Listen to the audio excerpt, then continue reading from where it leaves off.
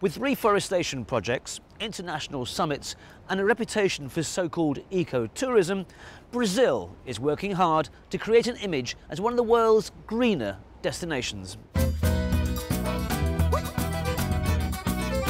However, it's said that if the country is to satisfy future demand, it'll need an additional 700 passenger planes by 2030. At the very heart of the issue is whether Brazil's economic miracle is actually messing with the country's biggest asset, its incredible biodiversity. Sometimes you can see dolphins inside, but sometimes you can see really a lot of plastic bags, a lot of really bad things. So, can Brazil really have it both ways? More tourism and a cleaner environment. On my journey, I'll be scaling the heights with Rio's abseiling refuse collectors, talking dirty water with two Olympic hopefuls, finding out why the capital Brasilia has acquired both World Heritage and cult status too, and then delving into the world's biggest wetland region, Brazil's environmental hidden gem.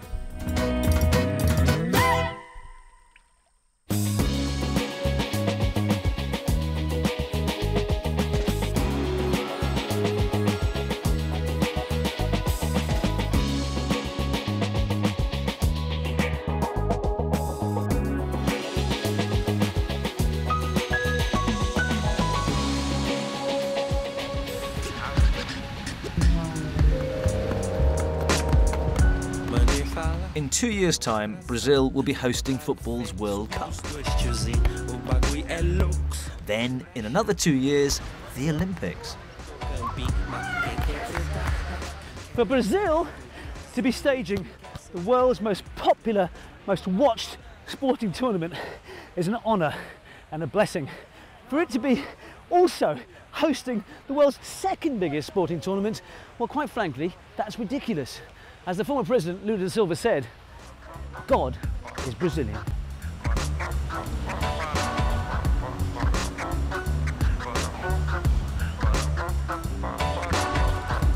Building work on a new national football stadium, a new metro line, and other major development projects in Rio alone attest to this. But what's most striking to the visitor is how Rio is rebounding from its slightly sleazy image with style and spontaneity.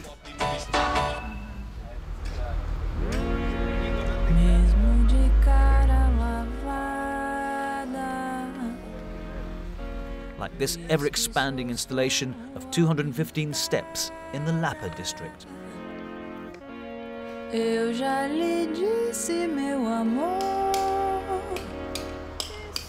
This is called the Staircase of Celeron, a riot of colour, an amazing piece of work using tiles from all around the world, and it's still actually a work in progress. But here's the dilemma that faces Rio. Just in front of it, sewage.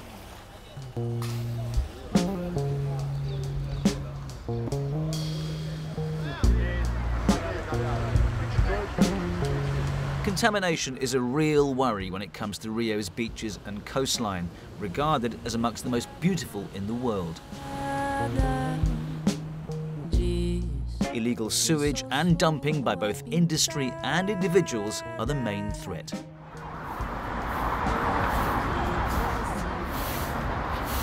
A problem that's not gone unnoticed. We had a lot of progress, no doubts about it. And it's really cleaner nowadays than it was like 10 years ago, 20 years ago. But I think we can improve ourselves a lot. And I'm not from Rio, I'm from another city, a small town.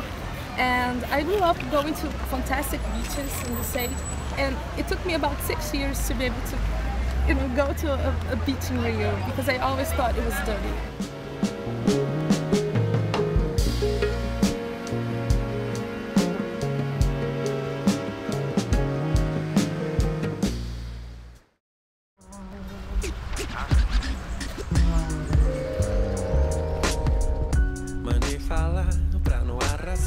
It's estimated that in the state of Rio de Janeiro, over 2 billion litres of sewage end up in freshwater sources on a daily basis.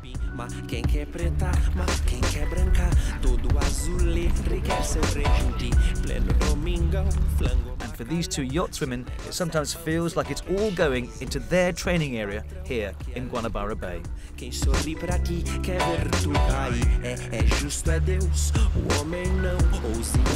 They've got pedigree, these two. Isabel Swan is the first Brazilian female sailor ever to win an Olympic medal, whilst her yachting partner actually studies environmental engineering and is herself the daughter of a multi-medal winning yachtsman. Just here, right next to the land here, what are we seeing? We can Oil. see A lot of oil. oil and scum and plastic bags. And it's Bubbles, these kind of bubbles that Yes, form by the pollution. It's really bad. Sometimes this is so full of garbage that you can even go through with the boat. Guanabara Bay will host all the sailing events when the Olympics arrive in Rio in 2016. During the years. But Isabel and Martine, who hope to be representing their country then, say they don't want to be embarrassed by pollution. it's very important because it's a chance to really clean Guanabara Bay, which is the place that we see every day, that we train every day, and sometimes we can see dolphins inside, but sometimes you can see really a lot of plastic bags, a lot of really bad things. Sometimes we go sailing and the water seems like a spinach soup, which is a lot of Microorganisms, he was saying, yeah. microorganisms. It's like a big family. Brazil's growth rate in travel and tourism, predicted at 7.8% for 2012, is Latin America's fastest and contributes 8.6% to the country's GDP. Not enough, according to the tourist authorities, but won't more growth create even more pollution? E o turismo aparece muito como motivador da conservação. Tourism works as the force behind conservation, not only to encourage tourists and locals to employ practices that protect the environment, but even to recuperate areas already damaged. One such case is Guanabara Bay. It's vital for tourism that the bay is regenerated. Having said that, it doesn't mean that all of Rio will be restored, but we are trying to incorporate this into the Olympic legacy. Isso é legado dos Jogos.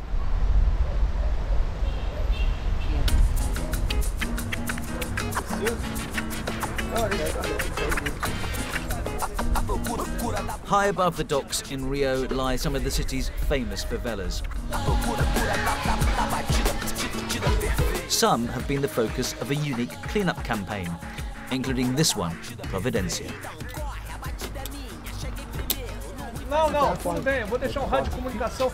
Milton and Janilson are from the City Refuse Collection Department, but their job is far from regular street cleaning. Crampons, harnesses, ropes and grips are their essential tools. A third of Rio's 6.5 million residents live in favelas like these. They may be favela chic, but by no means all of these shantytowns are safe for outsiders.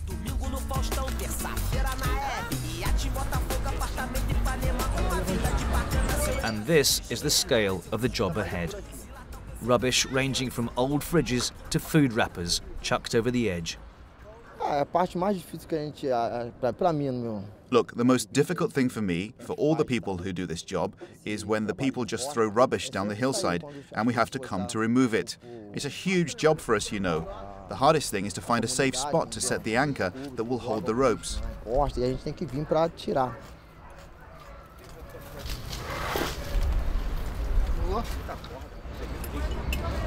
It looks steep, it is steep, and I've never done this before.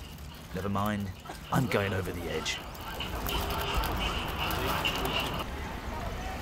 It's not nearly as easy as Milton makes it look.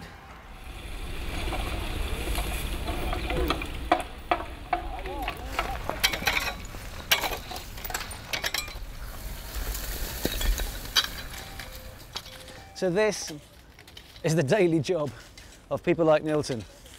And frankly, this is nothing compared to what they're mostly doing.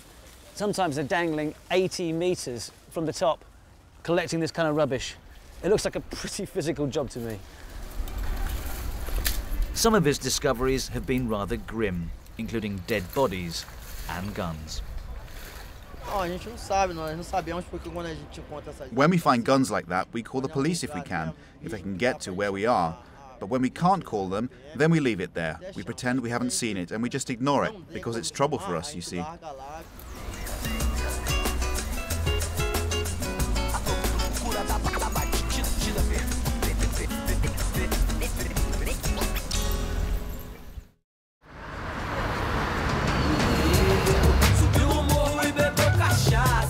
From one kind of pollution to another, Rio's traffic gridlocks far too often. And with a highly developed sugarcane sector producing ethanol that provides 40% of the fuel for cars, plus the recent discovery of vast new oil reserves, well, cars look set to rule the city's streetscapes for some years to come. The government knows that in order to match its economic aspirations, it has to improve its spluttering transport infrastructure. It's predicted that by 2030, they're going to need 700 new planes here just to deal with domestic demand. But the simple fact is, airports are at overcapacity, and low-cost carriers simply aren't the force that they are in other parts of the world. After the break, we'll be seeing how other parts of Brazil are interacting with their environment, from building a new capital city from scratch to preserving the country's unique ecosystems. Okay, I'm gonna make a request. We go back to the shore now. Okay.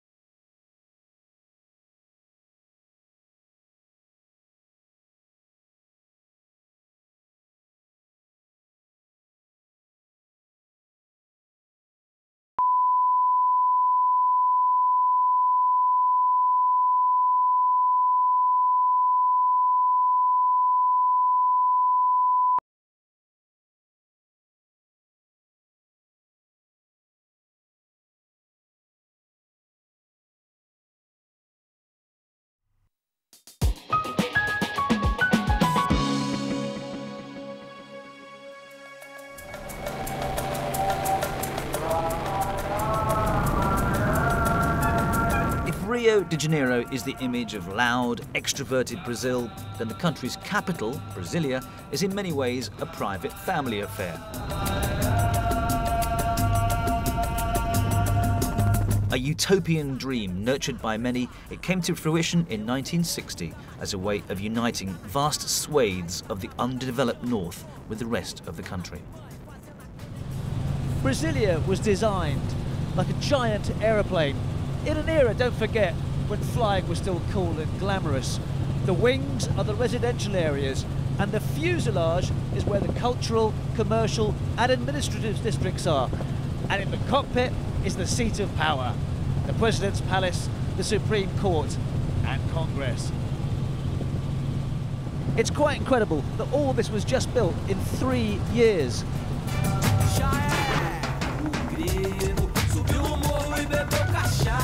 Like Rio, Brasilia is getting a makeover for the World Cup in 2014, and this city is not short of cash.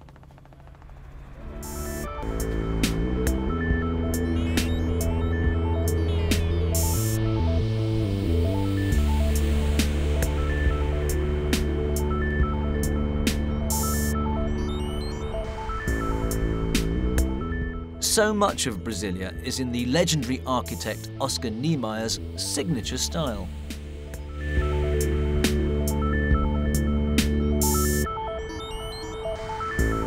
take the cathedral. 16 curved, of course, 90-ton concrete pillars support this modernist structure. Friday. Chicago.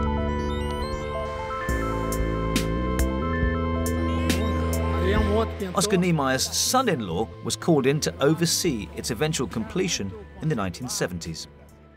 A gente saía de casa por caminho para ir para o trabalho. You left home in the morning to go to work using one route, and when you came back you had to find another way to get home because the tractors had been there and everything was gone.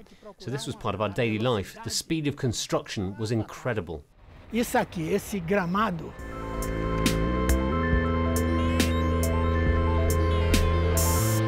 Opinion is divided about this city to this day. Is it a monument to technocracy and rational thinking, or a ghastly concrete carbuncle which started the whole of the deforestation project throughout Brazil? Começar dizendo o seguinte: se houvesse uma preocupação grande. Had there been a massive concern with the environment, had we been forced to produce an environmental impact report, then Brasilia would never have been built. Can you imagine how long it would have taken for one of those reports to be compiled?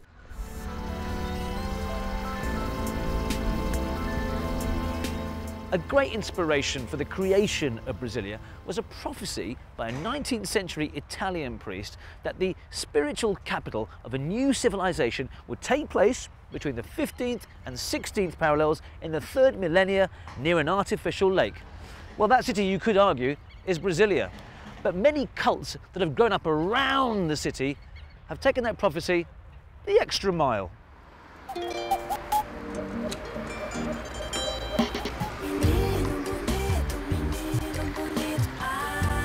And one cult, created by Brazil's first ever female truck driver, who worked on the original construction of the capital, can be found in a poor satellite district, the equivalent of a Rio favela.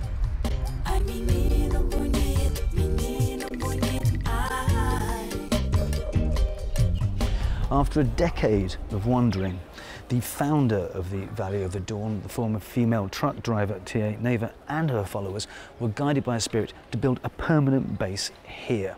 If Brasilia was the spiritual capital of humanity, then this was to become the soul. And this temple is where the psychic energy nitty-gritty really took place. Let's find out more.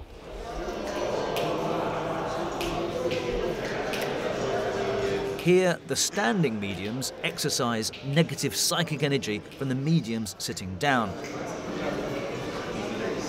If I get this right, then the theory is this energy is then sucked up by a huge spaceship from the planet Capella. It's a kind of cosmic ecosystem, I guess.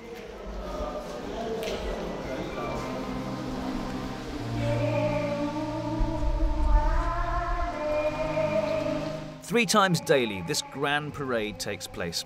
It may resemble a fancy dress party for grown-ups in an urban playground, but it is an important ceremony for the Valley of the Dawn. The costumes are a homage to previous civilizations. Here is the place where the mediums are prepared. Junior, by day, is a bank clerk, but he's also the grandson of the founder, Tia Neva, and a possible future leader of this cult. When there are many people here, when a lot of mediums working, the energy is so powerful. Junior says the spirits sent his grandmother the whole layout for their village, which he then drew in the ground with a stick, much to the amazement of qualified designers and architects.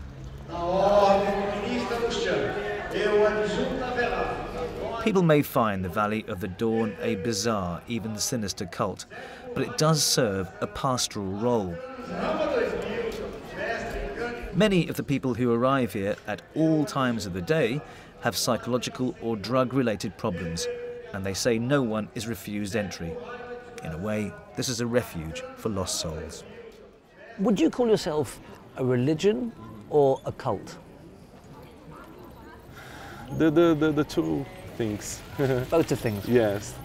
Everybody here is free to believe in what they want.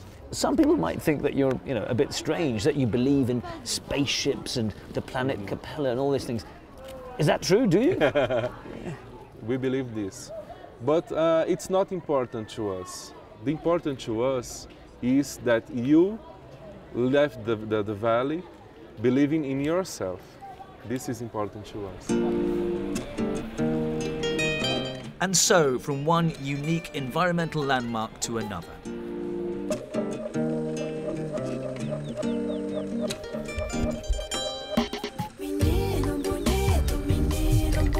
The Pantanal is 24 times larger than the Florida Everglades, a mass of trees, grasslands and curving rivers.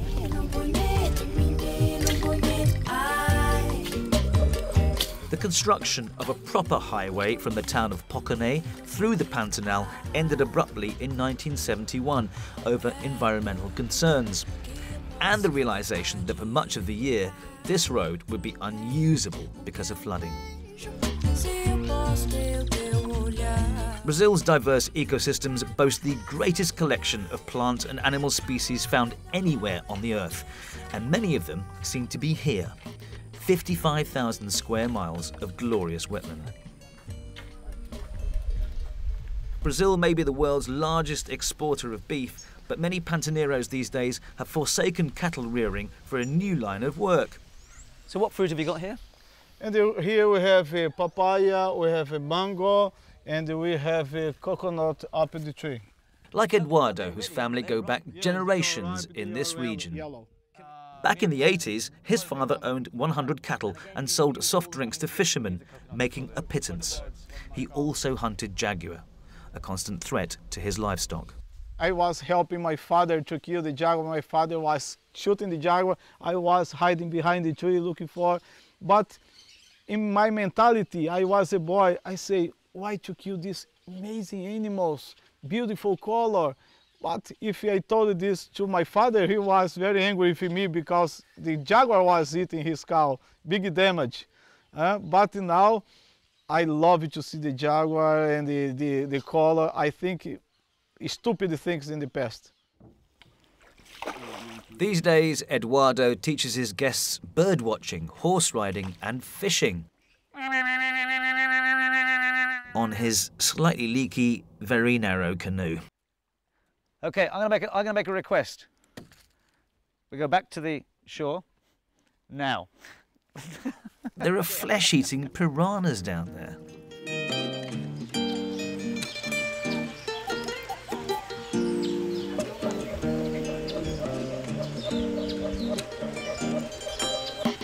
Over the next few years, Brazil will come under the global spotlight, possibly more than any other country.